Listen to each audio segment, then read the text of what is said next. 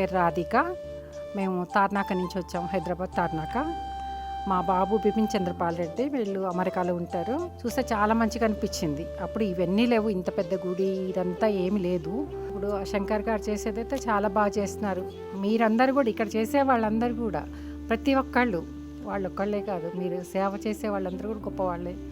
వాళ్ళు చూసుకునే నర్స్ కానీ ఆయమ్మలు ఇంకా చాలా గొప్పవాళ్ళండి. వాళ్ళకి చేతులు జోడించి నమస్కారం చేయాలి. ఎందుకంటే వాళ్ళందరికీ నీట్గా స్నానం చేయించటం అవన్నీ చేసి వాళ్ళకి ఎంత బట్టలు వేయడం అవన్నీ చేయటం కూడా గొప్ప విషయమే. మరి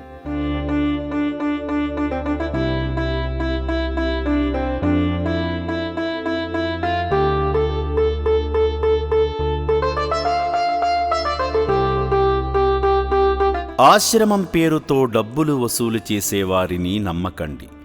చౌటుప్పల్లోని అమ్మా నాన్న అనాథాశ్రమం పేరుని స్వార్థం కోసం ఉపయోగించి చందాలు విరాళాలు వసూలు చేసేవారి పట్ల జాగ్రత్తగా ఉండండి.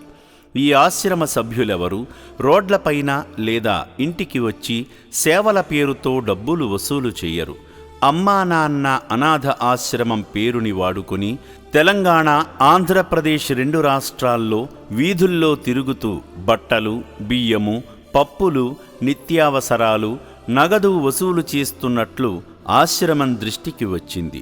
వీధుల్లో తిరుగుతూ సహాయం చేయమని ఆశ్రమ యాజమాన్యం ఎవరినీ పంపించదని గమనించండి. అమ్మా నాన్న అనాథ ఆశ్రమం పేరు చెప్పి దండుకునే వారి వివరాలను ఫోటోలు, వీడియోస్ రూపంలో మాకు పంపిస్తే వారిపై తగిన చర్యలు తీసుకుంటాము.